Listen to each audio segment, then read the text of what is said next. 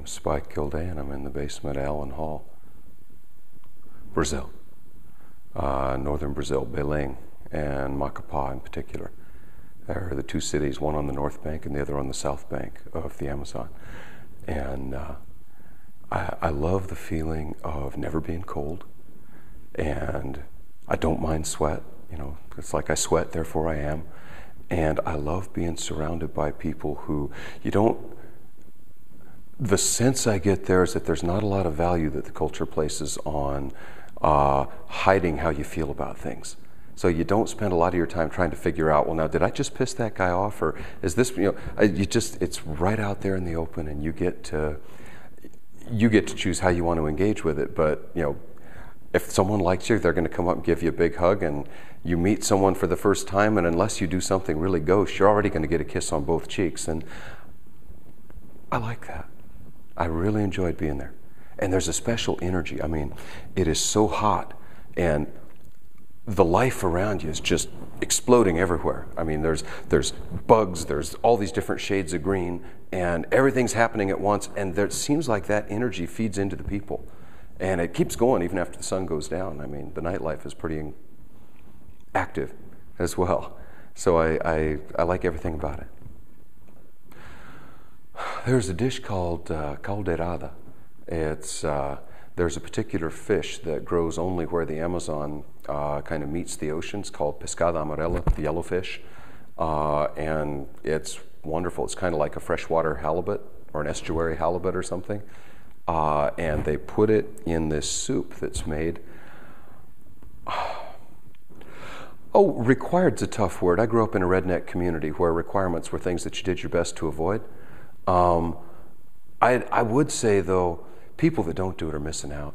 I grew up here in the rural parts of Oregon, just about 30 miles east of Eugene, and there's still a lot of people that I grew up with who've never left the country. Some of them may have never left the state, for all I know. And I think I knew I wanted to travel. I didn't know why, but when I got overseas, it was such a mind blower. And it was one of those things. It's one of those experiences that once you've had it, it kind of makes you want to grab people and shake them when they say, well, I thought about it while I was a student, but it was too expensive. And, I thought I really should start earning money. And it's like, 30 years from now, you're still going to be talking that way, and you will never have had this experience that just changes your life from that point forward. Why wait until you're retired and you don't have the energy to appreciate it? I mean, get out there and do it now. Engage with that energy that's all around the world, and then come back home and see how different you feel about a lot of issues.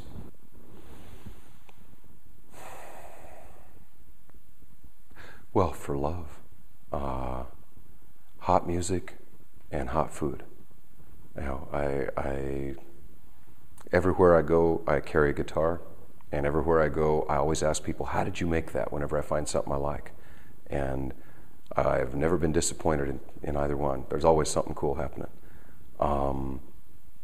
Was it something I fear? I hate to look stupid. I'm afraid every time I go to learn a new language, because you spend a chunk of time just looking stupid. I mean, 3-year-olds can talk better than you. 10-year-olds can do all this stuff that you can't do, and you feel like such an idiot, and I just hate it. I'm scared, and I get really shy, and it's really hard to overcome. So that's probably the biggest thing. I'm afraid to look dumb.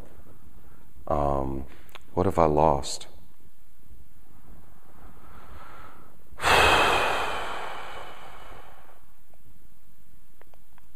Friends. Lost friends. That's the hard part about traveling a lot. You connect with people and you fall in love with people. And then, unless you're going to stay, sooner or later you come home or you go somewhere else, and that community you live behind, it's so funny. While you're there, it's like it's going to last forever. It's just, you're a part of it. You're grounded. And you get on the plane and you think, oh, well, that'll be there. And then you go back 2 years later, 10 years later, and nothing's the same. In fact, coming home is the same problem. What you lose is that confidence in roots. And I really wish I could have that still.